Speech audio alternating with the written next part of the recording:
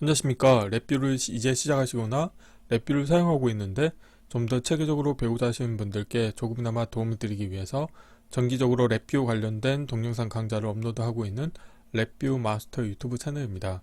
이번 시간에는 랩뷰에서 제공하고 있는 탐색 윈도우 명령을 사용하는 방법에 대해서 살펴보도록 하겠습니다. 우선 강의를 시작하기 전에 구독과 좋아요 그리고 알람 설정을 해주시면 영상을 제작하는 데 큰 힘이 되겠습니다. 그리고 관련된 실습 코드는 네이버 카페를 통해서 업로드하고 있으니 소스 코드가 필요하신 분들은 네이버 카페를 참고하시면 좋을 것 같습니다. 관련된 영상을 처음 접하시는 분들은 랩뷰 프로그램이 이제 어떤 것인지 궁금하실 텐데요.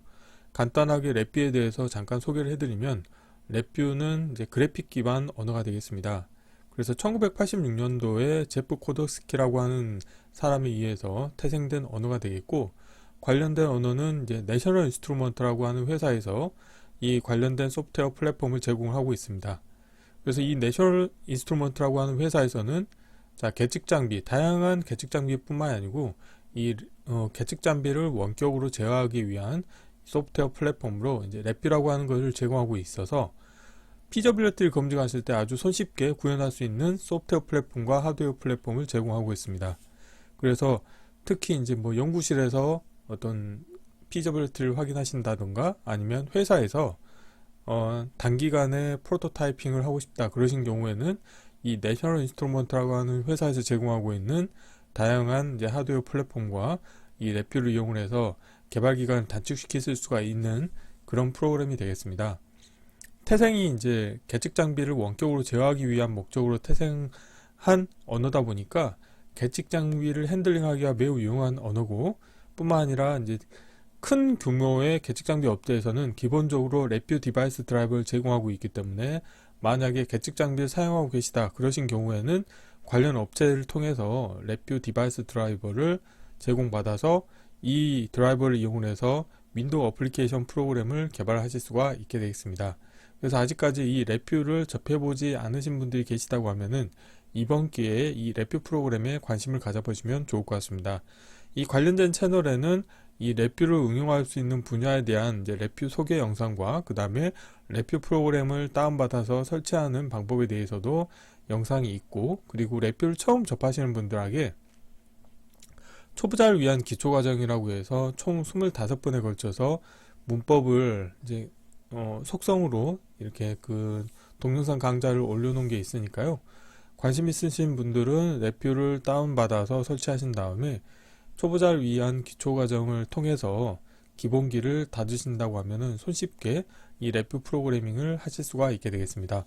자, 본론으로 들어와서 오늘 소개해드릴 이 탐색 윈도우라고 하는 그 기능은 이 랩뷰 프로그램이 이제 태생이 스칼라 방식으로 이제 구현을 하다 보니까 기본적으로 주민 주마욱 기능이 제공이 되지 않습니다. 그래서 랩뷰가 그래픽 기반 언어임에도 불구하고 주민 주마욱 기능이 없다는 게 어떻게 보면은 단점일 수가 있게 되겠는데요. 그래서 주민 주마욱 기능을 해소할 수 있는 하나의 명령어로 윈도우 탐색 윈도우라고 하는 메뉴가 제공이 되고 있습니다. 그래서 오늘 시습할 내용은 다음과 같은데요. 프론트 패널에 랩뷰는 프로그래밍을 하기 위한 워크스페이스로 이제 두 개를 제공합니다. 그래서 하나는 프론트 패널이라고 해서 사용자 인터페이스를 꾸미기 위한 작업 환경이 되겠고, 나머지 하나는 블록 다이그램이라고 해서 실제 이제 기능을 구현하는 어떤 워크스페이스가 있게 되겠는데, 지금 실습 예제에서는 프론트 패널에서 랩뷰의 대표 데이터 타입 3개를 불러왔습니다. 그래서 숫자형, 불리언, 문자열이라고 하는 이 3개의 데이터 타입을 컨트롤 형태로 가져왔습니다.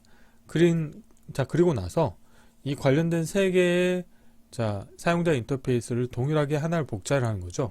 그래서 블록 다이그램 코드를 보시게 되면은 복제를 하시게 되면은 다음과 같이 블록 다이그램에서도 똑같은 아이템이 매핑이 돼서 자동으로 생성이 됩니다. 그렇지만 프론트 패널에서 이 3개의 아이템을 선택하신 다음에 컨트롤 C 하고 컨트롤 V를 했을 때 프론트 패널 상에서는 이 관련된 아이템의 위치가 불분명합니다.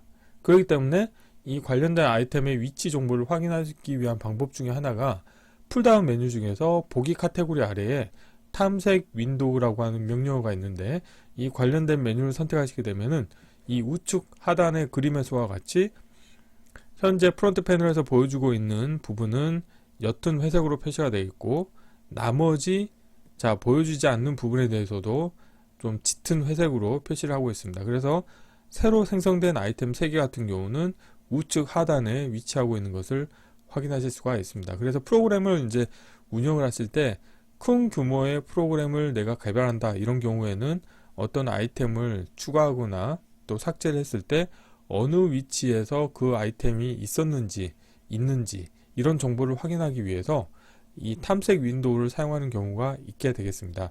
그래서 만약에 컨트롤 C, 컨트롤 V 명령을 통해서 프론트 패널에서 아이템을 복사를 했다 그런 경우에는 그 복사한 아이템의 위치 정보를 손쉽게 확인하기 위해서 탐색 윈도우를 사용하시면 효율적으로 복사된 아이템의 위치 정보를 확인하실 수가 있게 되겠습니다. 이론은 이 정도로 마치겠고요. 간단하게 실습을 진행해 보도록 하겠습니다. 바탕화면에서 새로 만들기의 폴더에 탐색 윈도우 사용하기라고 있고요. 경로를 복사하신 다음에 파일에서 새 VI를 누르시겠고, 컨트롤 S를 누르신 다음에 경로를 붙여 넣으시겠고요. 테스트할 VI 이름도 동일하게 하겠습니다. 이 상태에서 탐색 윈도우를 제가 띄워놨는데 이걸 일단 닫겠고요.